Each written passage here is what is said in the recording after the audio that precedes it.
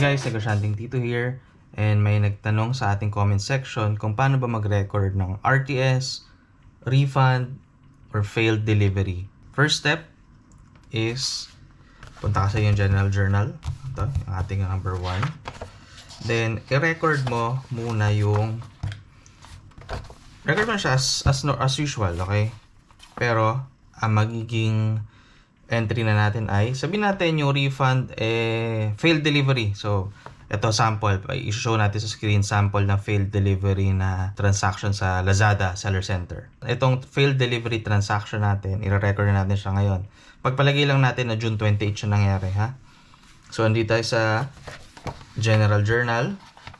Under June, sulat na natin June 28. So, ito na, 28. Isang account siya dapat ilagay.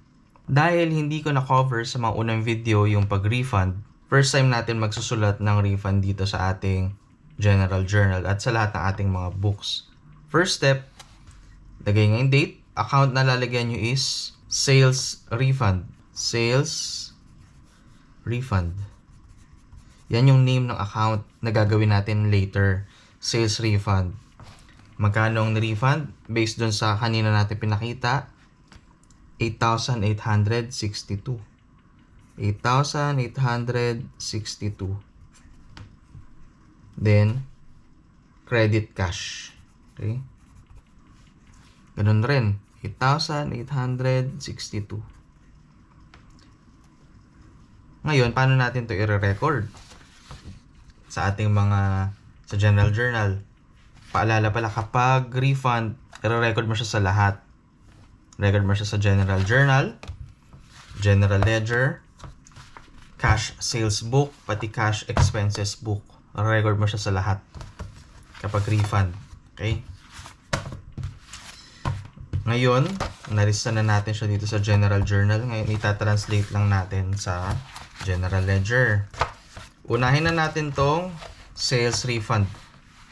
If naalala nyo, sales refund, it means sales refund account or sales refund page.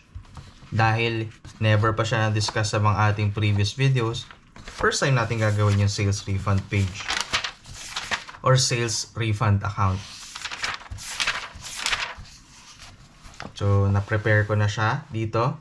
Gawa lang tayo, sales refund. Sales refund. Okay. Then ngayon, i-record na natin siya. June 28. So, ito na. June 28. Saan siya lalagay? Left or right? Dahil nasa debit siya, dito natin siya lalagay. Lagay natin dito June 28. Then, ano yung refund? Or ano yung parang cancellation or order number na kinancel? Lagay natin dito order. Palagay na lang natin na order number 64001. Sabihin natin, ganito lang, kunwari lang, para lang meron tayong reference, okay? Then, 8862. Ang katerno naman ito is yung cash. Cash na nasa right side. Ito na yung cash account natin. Lagay lang natin ulit. June 28. 28. Sales refund. Lagyan natin dito 64 para lang may reference ka. Kasi laging tatandaan para naman sa'yo to. Then ang amount 8862. 8862. So nalagay mo na siya dito. Nalagay mo na siya sa cash book pati sa sales refund book. I mean, cash account at sales refund account. Ito lang naman dalawa. Kasi sinabi ko, di ba, kailangan mo siya ilagay sa lahat, dun sa 4. Ngayon, nandito na tayo sa ating cash sales book. Paano natin siya record dito ngayon? Same lang as you would. Okay, ganun pa rin. June 28. 28. Then, refund. Para lang madali mo matandaan. Refund order 64001. 1 lang na quantity. Hindi mo nalalagyan ng invoice number kasi refund to eh. Amount. Yung amount, lalagyan natin dito Sa kabila, 8862. Ano rin, 8862. And it means ito yung mga nabawas. Usually, di ba, kapag meron kang benta, dito mo nilalagay sa column na to. Pero dahil ito ay refund, sa kabila mo siya ilalagay para lang ma-separate mo kung ano yung refund at ano yung sale. Then, ito na siya. Tapos ka na dito, move on ka na dun sa last book, which is yung cash expenses or cash disbursements book. Dito tayo ngayon sa June. Tatandaan, itong book na to ay para sa expenses lang. June 28, anong receipt number niya or cancellation number niya? Pwede mo lagay 64001. Then, particulars. Refund. Okay. Refund.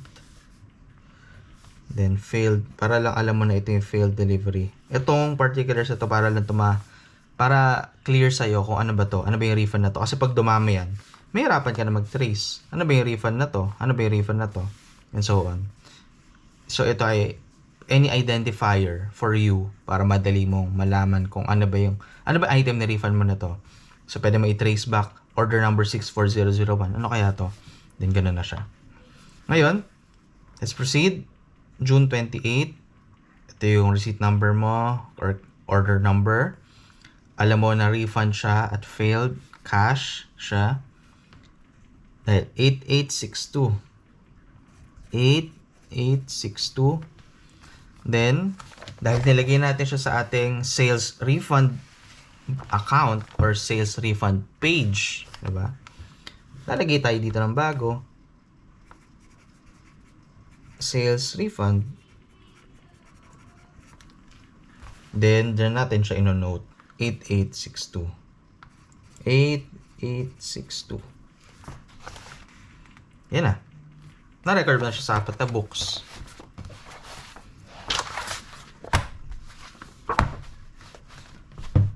Gets ba? Gawa pa tayo ng isa. Ito naman, hindi na to canceled or failed delivery. Ito naman ay talagang refund. So, ito, pakita ko sa screen ngayon kung ano yung itsura nung refunded na screen sa Lazada Seller Center. So, 299.19.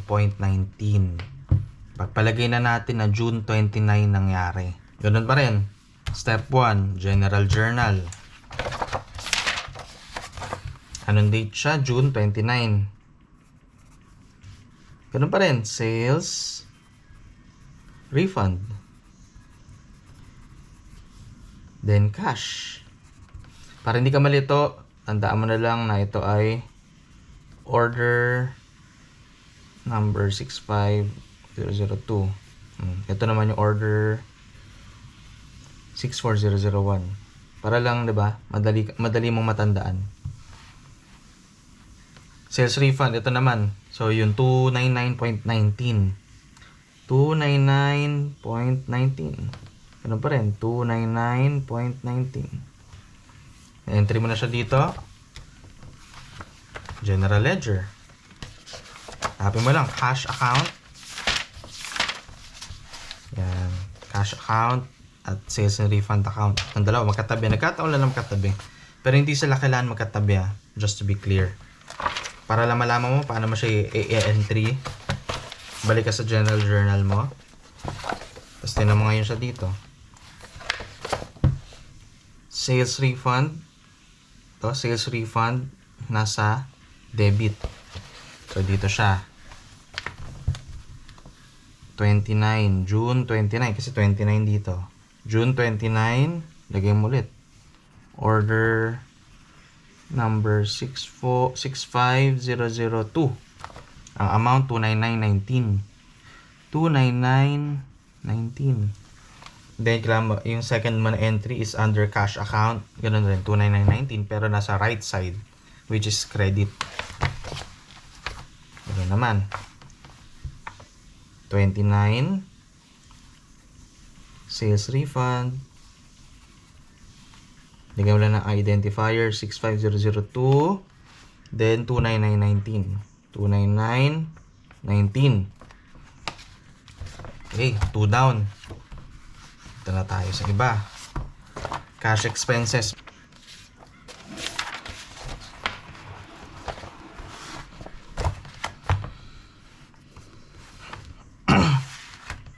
Cash expenses book, okay? June 29. 65002. Refund. So, ito normal na refund. Refund pa rin siya. Hindi siya failed. 299.19. Then, lilista mo rin siya under sales refund account. 299.19. Last, lilista na natin siya sa cash sales book. Ganun pa rin. 29, diba? 29. Refund. Order number 65002. Para lang alam mo na ito yung order number initially. Para madali mo siya matrace. Wala rin siyang invoice kasi refund nga siya. Dahil refund, sa kabila mo pa rin siya ilalagay. 299.19. 299.19. Okay? Madali siyang mag-gets pa ganito dahil tinan mo to. For June, ito yung June mo. Ito lang meron kang 4 na transaction. Yung dalawa doon, 8862 at 299.19. Yun yung dalawang benta. Minalas ka yung dalawang benta na refund. 8862, 299.19. So ngayon, ito, nakaka-cancel out niya to. The same dito, itong line na to, nakaka-cancel out niya rin to dahil nag-refund. In short, ang sales mo for June is 0. 0, 0. Kaya kasi nag-cancel out lang siya. Kaya balance ka pa din.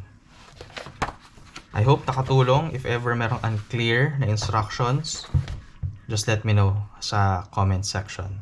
Thanks guys!